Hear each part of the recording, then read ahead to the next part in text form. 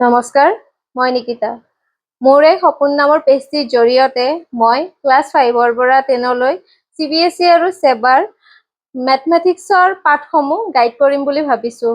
আজি এইটো মোৰ প্ৰথম ভিডিঅ' আৰু আজি মই ক্লাছ 5ৰ চেপ্টাৰ 1 সংখ্যা আৰু ইয়াৰ প্ৰয়োগ পাঠটি আৰম্ভ কৰিম। গণিত বুলি ক'লে সাধাৰণতে আমাৰ মনত কি আহে? কেনেকুৱা ধৰণৰ কথা আহে? আমি কিছুমান এনেকুৱা ধৰণৰ চিন বিলাকৰ কথা মনত আহেনে? এই চিন বিলাকক আমি কি বুলি কওঁ? এই চিন বিলাকক আমি কওঁ অংক বুলি। অংক কেইটা জানানে? অংক 10টা। কি?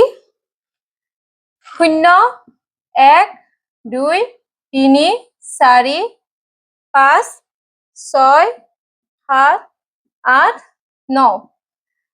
এই 10টাক আমি অংক বুলি কওঁ। এই যে 10টা অংক আছে, এই 10টা অংক লগ লাগি আমাৰ কি হয়? সংখ্যা গঠিত হয়। যেনেকে 0 আৰু 1 অংক দুটা লগ লাগি আমাৰ কি হয়? এক সংখ্যাটো গঠিত হয়। 0, 2 লগ লাগি আমাৰ কি হয়? 2 সংখ্যাটো গঠিত হয়। এনেকে গৈ 0, 9 এইখিনি লগ লাগিলে কি হ'ব? 9। মানে 1ৰ পৰা 9লৈকে হৈছে এটা অংকযুক্ত সংখ্যা। ঠিক তেনেদৰে 1 আৰু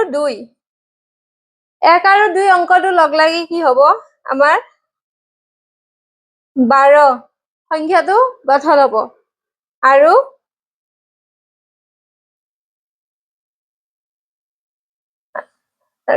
21 সংখ্যাটো গঠন হ'ব। এনেদৰে আমাৰ এনেকুৱা সংখ্যাবিলাক হৈছে দুটা অংকযুক্ত সংখ্যা। ইয়াতে দুটা অংক কি আছে? এটা আছে 1 আছে, এটা আছে 2 আছে। তোমালোকে এইখিনিলৈকে বুজি পাইছানে? অংক সংখ্যা সাধাৰণভাৱে অংক কি সংখ্যা কি তোমালোকে এইখিনিলৈকে বুজি পাইছানে? আশা কৰোঁ তোমালোকে বুজি পাইছা।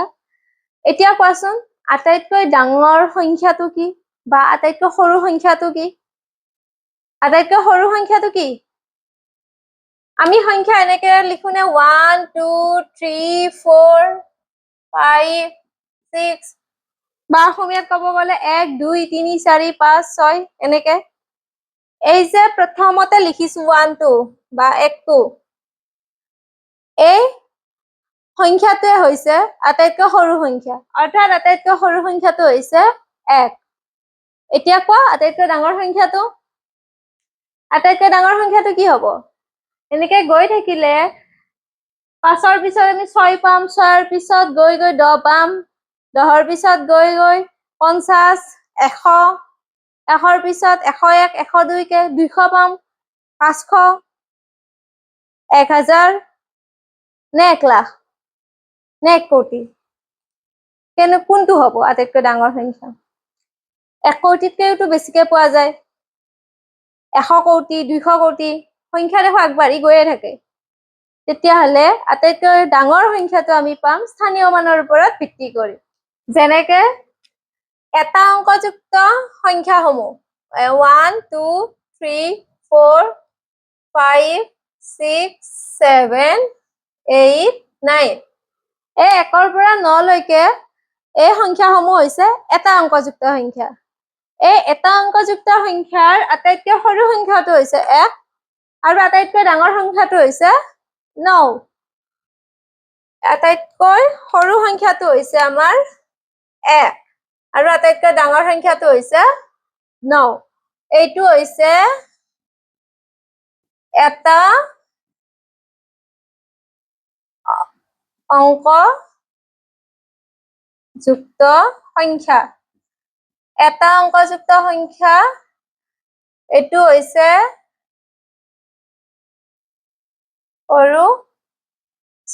আটাইতকৈ সৰু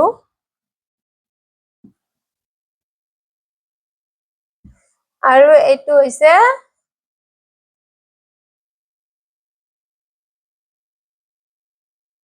আটাইতকৈ ডাঙৰ। এটা অংকযুক্ত সংখ্যাৰ আটাইতকৈ সৰু সংখ্যাটো হৈছে 1 বা 1, আটাইতকৈ ডাঙৰ সংখ্যাটো হৈছে 9। ঠিক তেনেদৰে দুটা অংকযুক্ত সংখ্যা বুলি ক'লে কি হ'ব?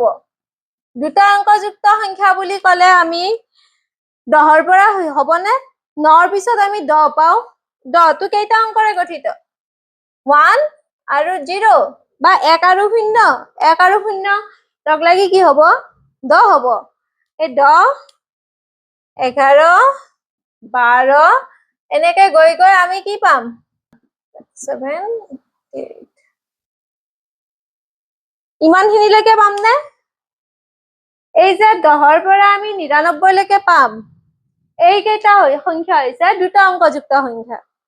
এই দুটা অংকযুক্ত সংখ্যাসমূহৰ আটাইতকৈ সৰুটো হৈছে 10।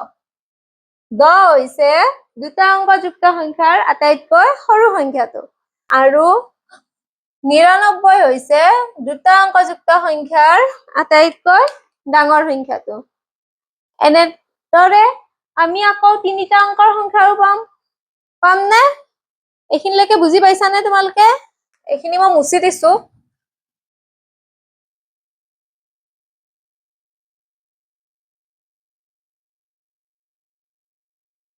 এই যে আমি সংখ্যাৰ কথা কৈ আছো, 1ৰ পৰা আমি ইমান সময় 99 লৈকে কলো। এটা অংকযুক্ত সংখ্যা, দুটা অংকযুক্ত সংখ্যা। এই সংখ্যাবিলাকৰ এটা স্থান আছে।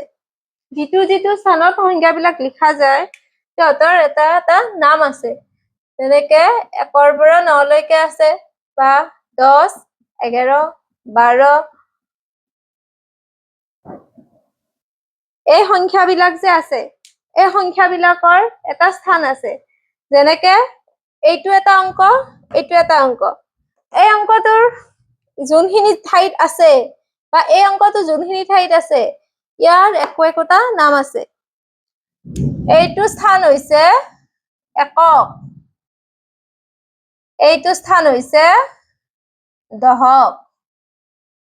এই একক স্থানৰ মান হৈছে 1, দশকৰ মান হৈছে 10। এই যে 1 বা 10 বা একক বা দশক, এই মানসমূহক কোৱা হয় স্থানীয় মান বুলি। আশা কৰো তোমালোকে এইখিনিলৈকে বুজি পাইছা। আজি আমি একক দশক পঢ়িলো, মানে অকণমানকে থুলমূলকে এটা আভাস দিলো। নেক্সট ভিডিঅ'ত আমি স্থানীয় মানৰ বিষয়ে বিতংকৈ আলোচনা কৰিম। একক দশকৰ পিছত শতক, হাজাৰ, অযুত, লাখ, নিযুত, কোটি এইসমূহ পোৱা যায় আৰু এইসমূহৰ যোগেদি আমি আটাইতকৈ ডাঙৰ সংখ্যা, আটাইতকৈ সৰু সংখ্যাটো নিৰ্ধাৰণ কৰো। এইখিনি আমি নেক্সট ভিডিঅ'ত আলোচনা কৰিম। আজিলৈ আহিছো। Thank U.